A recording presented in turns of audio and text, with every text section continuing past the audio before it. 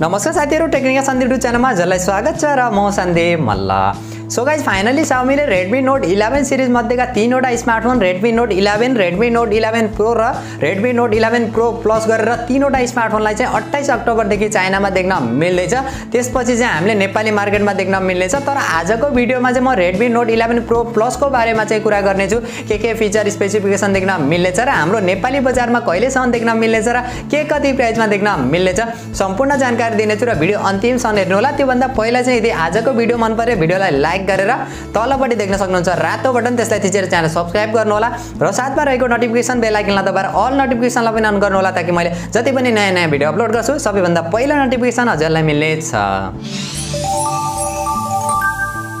Okay so guys अब चाहिँ ढिला नगरी आजको भिडियो सुरु गर्न चाहन्छु र Redmi Note 11 Pro Plus को बारेमा कुरा गर्ने हो भने सबैभन्दा पहिला चाहिँ म यसको डिजाइन, डिस्प्ले र बिल्ड क्वालिटीबाट चाहिँ सुरु गर्न चाहन्छु। 6.67 इन्चको फुल एचडी प्लस 10 बिटको एमोलेड डिस्प्ले 120 हर्ट्ज का साथ देख्न मिल्दैछ भने 398 को चाहिँ PPI पिक्सल डेन्सिटी देख्न मिल्नेछ। HDR10 प्लस र वाइड वन L1 को पनि सपोर्ट रहेको छ। 1000 निट सम्मको चाहिँ हामीले ब्राइटनेस देख्न मिल्नेछ। अगाडिपट्टिको डिजाइन ग्लासको देख्न मिल्नेछ। कोर्निङ गोरिल्ला ग्लास 7 को चाहिँ प्रोटेक्सन देख्न मिल्नेछ जो एकदमै कमालको कुरा पनि हुन जान्छ। पछाडिपट्टिको डिजाइन र बिल्ड क्वालिटीको बारेमा कुरा गर्ने हो भने फुल ग्लासको देख्न मिल्नेछ। एल्युमिनियमको चाहिँ फ्रेम देख्न मिल्नेछ। ओभरअलमा डिजाइन, डिस्प्ले र बिल्ड क्वालिटी चाहिँ एकदमै बब्बाल रहेको छ। केही समय अगाडि हामीले Redmi 10 प्राइम देख्न मिलेको थियो, त्यस्तै खालको डिजाइन चाहिँ रहेको छ। तर iPhone 12 को जस्तो चाहिँ अलिकति चेन्जेस, अलिकति डिजाइनलाई चाहिँ कपी गर्न खोजेको छ। ओभरअलमा हेर्ने हो भने एकदमै कमालको नै मान्न सकिन्छ। र सफ्टवेयरको बारेमा कुरा गर्ने हो भने Android 11 का साथ देख्न मिल्नेछ। तर त्यसपछि हामीले 12 को अपडेट पनि देख्न मिल्नेछ। MIUI 12.5 का साथ देख्न मिल्नेछ। 13 को अपडेट पनि त्यसपछि चाहिँ छिटै नै हामीले देख्न मिल्नेछ। प्रोसेसरको बारेमा कुरा गर्ने हो भने MediaTek को Dimensity 1200 AI वाला चाहिँ चिपसेट देख्न मिल्छ। 6 नैनोमिटर फेब्रिकेसनमा बनेको छ। यो प्रोसेसर चाहिँ केही समय अगाडि हामीले OnePlus Nord 2 मा पनि देख्न मिलेको थियो। गेमिङका लागि एकदमै बब्बाल नै रहेको छ। CPU र GPU को बारेमा कुरा गर्ने हो भने 3.0 GHz को चाहिँ पिक क्लक स्पिड देख्न मिल्छ। Cortex A78 वाला चाहिँ CPU कोर देख्न मिल्छ। Mali G77 MC9 को चाहिँ GPU देख्न मिल्छ। पावर एफिसिएन्सी र एनर्जी एफिसिएन्सी चाहिँ हामीले एकदमै कमालको नै देख्न मिल्नेछ। LPDDR4X RAM र UFS 3.1 को चाहिँ स्टोरेज टाइप देख्न मिल्नेछ। रिड एन्ड राइट को एक्सपिरियन्स पनि बब्बाल देख्न मिल्छ। र ओभरअलमा यो प्रोसेसरको बारेमा र यसको गेमिङ परफर्मेन्सको बारेमा कुरा गर्ने हो भने एकदमै बब्बालको देख्न मिल्छ। जुन प्राइसमा चाइनामा लन्च भएको छ र जुन प्राइसमा हामीले नेपाली बजारमा जुन प्राइसको हामीले नेपाली मार्केटमा चाहिँ एक्सपेक्ट गरेका छौं त्यो प्राइसिङलाई हेर्ने हो भने एकदमै बब्बाल नै मान्न सकिन्छ। यो भन्दा पहिला हामीले OnePlus Nord 2 मा चाहिँ देख्न मिलेको थियो। क्यामेराको बारेमा कुरा गर्ने हो भने योचोटी Redmi Note 11 Pro Plus मा चाहिँ हामीले ट्रिपल क्यामेरा सेटअप देख्न मिल्दैछ। जो मेन क्यामेरा चाहिँ 108 मेगापिक्सलको देख्न मिल्दैछ जो Samsung को HM2 सेन्सरका साथ देख्न मिल्नेछ। सेकेन्ड क्यामेरा 8 मेगापिक्सलको अल्ट्रा वाइड सेन्सर देख्न मिल्छ भने थर्ड क्यामेरा चाहिँ 2 मेगापिक्सलको डेप्थ सेन्सर देख्न मिल्दैछ। अगाडिपट्टिको सेल्फी क्यामेरा चाहिँ हामीले 16 मेगापिक्सलको देख्न मिल्छ। यहाँनिर चाहिँ अलिकति क्यामेरा सेटअपलाई चाहिँ डाउनग्रेड चाहिँ गरेको जस्तो चाहिँ मलाई फिल भएको छ। पछाडिबाट 4K भिडियो रेकर्ड गर्न सकिनेछ। अगाडिबाट 1080 पिक्सलको भिडियो रेकर्ड गर्न सकिनेछ। ओभरअलमा क्यामेरा फिचर र क्वालिटी चाहिँ अलिकति डिसेन्ट मान्न सकिन्छ किनभने Xiaomi कम्पनीको Redmi Note 11 सिरिजलाई हेर्ने हो भने 11 Pro लाई हेर्ने हो भने चाहिँ यहाँनिर चाहिँ अलिकति डिसेन्ट खालको चाहिँ मान्न सकिन्छ। र अरु फिचर र अरु सेन्सरहरुको बारेमा कुरा गर्ने हो भने योचोटी पनि यसमा हामीले साइड माउन्टेड फिंगरप्रिन्ट सेन्सर नै देख्न मिल्दैछ। फेस अनलक सेन्सर, 3.5 mm को हेडफोन ज्याक भयो, आएर ब्लास्टरको सपोर्ट देख्न मिल्नेछ।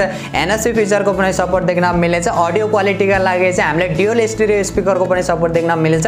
अडियो क्वालिटी पनि एकदमै बब्बाल नै देख्न मिल्नेछ। र ब्याट्रीको बारेमा कुरा गर्ने हो भने 5000 mAh को ब्याट्री देख्न मिल्दैछ। चार्जर भने एकदमै बब्बाल रहेको छ। 120 वाट को चाहिँ फास्ट चार्जर देख्न मिल्दैछ जो एकदमै कमालको कुरा पनि हुन जान्छ। 120 वाट को चार्जरका साथ आउने पहिलो स्मार्टफोन पनि हुनेवाला चाहिँ हाम्रो नेपाली मार्केटका लागि USB टाइप C पोर्ट का साथ देख्न मिल्छ। ओभरअलमा ब्याट्री ब्याकअप पनि एकदमै बब्बाल र चार्जर चाहिँ एकदमै बब्बाल नै रहेको छ। सो भेरिएन्टको बारेमा कुरा गर्ने हो भने चाइनामा चाहिँ दुईवटा भेरिएन्टका साथ लन्च भएको छ। 8GB 128GB र 8GB 256GB का साथ चाहिँ लन्च भएको छ। तर हाम्रो नेपाली मार्केटमा लन्च हुँदा चाहिँ 6GB 128GB का साथ पनि देख्ने सम्भावना चाहिँ रहेको छ। अब हाम्रो नेपाली मार्केटमा लन्च हुँदा चाहिँ यो कुरा चाहिँ अलिकति चेन्जेस चाहिँ हुन्छ सधैं नै। सो यो चोटी पनि देख्न मिल्नेछ। र नेपाल लन्च रेट र नेपाली एक्सपेक्टेड प्राइसको बारेमा कुरा गर्ने हो भने यो स्मार्टफोन चाहिँ Pro Plus नामले चाहिँ हामीले पक्कै पनि देख्न मिल्ने छैन। यो स्मार्टफोन यदि लन्च भयो भने चाहिँ Redmi Note 11 Pro म्याक्स नामले चाहिँ हामीले देख्न मिल्नेछ। जहाँसम्म मलाई लाग्छ लिक्स र रुमरहरूलाई हेर्ने हो भने चाहिँ यो स्मार्टफोन पोको ब्रान्डिङमा पनि आउने सम्भावना चाहिँ रहेको छ। अब हेरौँ जुन नामले आए पनि हामीलाई चाहिने भनेको फिचर स्पेसिफिकेसन नै हो। सो एकदमै बब्बाल नै रहेका छन्। अब एक्सपेक्टेड प्राइसको बारेमा कुरा गर्ने हो भने यदि 6GB 128GB का साथ नै नेपाली मार्केटमा लन्च भयो भने 35-36 हजारको चाहिँ हामीले एक्सपेक्ट गरिएको छ। किनभने चाइनामा चाहिँ बेस भेरिएन्ट 8GB 128GB का साथ लन्च भएको छ, 41-42 हजारमा चाहिँ लन्च भएको छ। हायर भेरिएन्ट चाहिँ 8GB 256GB वाला चाहिँ लगभग 45 हजारमा चाहिँ लन्च भएको छ। अब त्यसैलाई हेर्ने हो भने चाहिँ ल यसको बेस भेरिएन्ट 6GB 128GB का साथ चाहिँ हामीले 35-36 हजारको चाहिँ एक्सपेक्ट गर्न सकिन्छ। त्यो प्राइसिङलाई हेर्ने हो र यसको फिचर स्पेसिफिकेसनलाई हेर्ने हो भने चाहिँ एकदमै बब्बाल नै मान्न सकिन्छ। सो गाइस यही थियो Redmi Note 11 Pro Plus को ओभरअल डिजाइन फिचर र स्पेसिफिकेसन र मेरो पर्सनल ओपिनियनको बारेमा कुरा गर्ने हो भने यदि यो स्मार्टफोन पोको ब्रान्डिङमा आए पनि या Redmi को ब्रान्डिङमा आए पनि एकदमै बब्बाल मान्न सकिन्छ। फिचर स्पेसिफिकेसन चाहिँ एकदमै कमालको नै रहेको छ। जुन प्राइसमा चाइनामा लन्च भएको छ त्यसलाई कन्भर्ट गर्ने हो भने हाम्रो नेपाली मार्केटमा पनि एकदमै एग्रेसिभ प्राइस मान्न सकिन्छ। सधैँ अब चाइनामा लन्च भएको प्राइस भन्दा 2-4 हजार तल माथि मात्रै देख्न मिल्छ जो Xiaomi कम्पनीका स्मार्टफोनहरू। त्यसकारणले चाहिँ मैले एक्सपेक्ट चाहिँ गरेको। अब यो स्मार्टफोन चाहिँ Redmi ब्रान्डिङमा आउँछ या पोको ब्रान्डिङमा आउँछ त्यो चाहिँ कन्फर्म भएको छैन। हामीलाई के नै फरक पर्छ त, जे नामले आए पनि हामीलाई चाहिने भनेको त्यही फिचर स्पेसिफिकेसन नै हो जो यसमा एकदमै बब्बा चाहिँ देख्न मिल्छ। सो हजुरहरू मध्ये चाहिँ कतिजना यो स्मार्टफोनलाई लिएर एक्साइटेड हुनुहुन्छ र यो स्मार्टफोन चाहिँ कुन ब्रान्डिङमा लन्च हुनुपर्छ र के कति प्राइससम्ममा चाहिँ हाम्रो नेपाली बजारमा लन्च हुनुपर्छ जस्तो लाग्छ त्यो भने कमेन्ट गर्नु होला। र यदि आजको भिडियो मन पर्यो भिडियोलाई लाइक गरेर तलपट्टि देख्न सक्नुहुन्छ रातो बटन, त्यसलाई थिचेर च्यानल सब्स्क्राइब गर्नु होला र साथमा रहेको नोटिफिकेसन बेल आइकनलाई दबाएर अल नोटिफिकेसनलाई पनि अन गर्नु होला ताकि मैले जति पनि नयाँ भिडियो अपलोड गर्छु सबैभन्दा पहिला नोटिफिकेसन हजुरलाई मिल्नेछ।